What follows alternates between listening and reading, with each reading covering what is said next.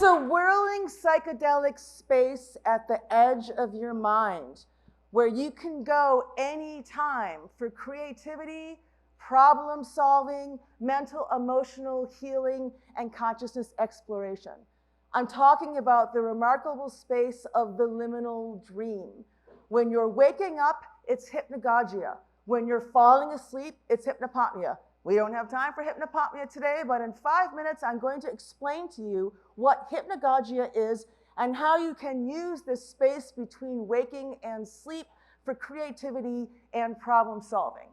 We all know the experience. You're falling asleep, you're struggling to stay awake, you have that kaleidoscopic swirl of images, associations, memories. Maybe it's aural, you tune into a radio station that's aliens or hear crowds running outside.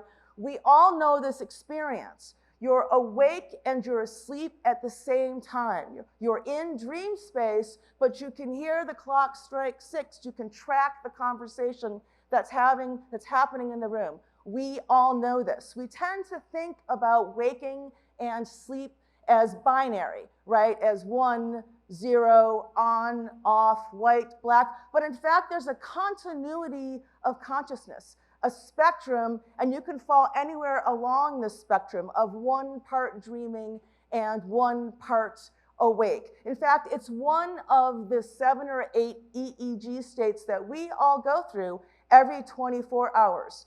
We all know about EEG, right? It's electricity. Your mind is, that you're measuring the electricity in the brain. EEG states tend to be marked by like a particular sine wave. You've all seen it. Right now, you're all probably in beta. I never know what I'm doing with slides here. Right now, you're probably all in beta, right? Which is something like 13 waves per second. Right, so we really reliably go through a certain set of EEG structures every 24 hours.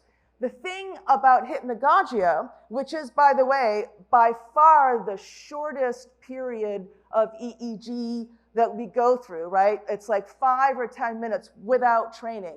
It's also by far the most chaotic. So while most EEG states have 1 or 2 different sine waves, hypnagogia has 6. Every other EEG state that is present in the 24-hour period is in this little 5 or 10 minute period of hypnagogia. One of the reasons that it is such a fecund space for creativity and problem solving is because your mind is still going, your mind never stops. But in hypnagogia, you're going through different patterns. You're approaching things in different ways. So problems that you've been thinking about, you can think about differently. You're also in the space of the dream. You're encountering the numinous. You're encountering the visionary in the dream space that we all have. And yet you have enough waking consciousness to bring this back into the waking world. People have been using hypnagogia for problem solving, creativity, and all manner of other reasons. So Jung had a hypnagogic practice that he called active imagination. And he thought active imagination was actually the best tool for approaching emotional and mental healing. I don't have time to get into that exercise now. You're going to have to buy my book to get that. But I am going to teach you today what I call the Dali-Edison method. So some of the things that have happened in hypnagogia, the periodic table was conceived in a hypnagogic dream, the benzene ring was conceived in a hypnagogic dream. People have been using this. Thomas Edison and Salvador Dali, independently of each other, came up with the same practice for harnessing hypnagogia. And here's what they would do. So they would take things in their hands. Edison held 2 balls. Salvador Dali kept a big brass Spanish key. And they would put metal plates on the ground underneath an easy chair. And when they were feeling really sleepy, they would lie back into the easy chair and go into hypnagogia.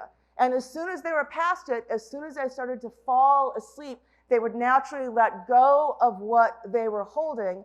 They would fall and hit the metal plates, and then they would jolt up awake. And Edison would write down all the ideas that he came up with, and Dali would begin to sketch. This is one of the ways that I come up with a lot of the ideas that I have for writing, for talking. So you yourself can do this. Handful of change, jingly dog toy, try the Dali-Edison method anytime. You want to solve your code, you want to solve your life, creativity, problem solving, it's there for you. Hey there, thanks for watching. I'm Brady. And I'm Firein, and we're the people behind Ignite Talks HQ.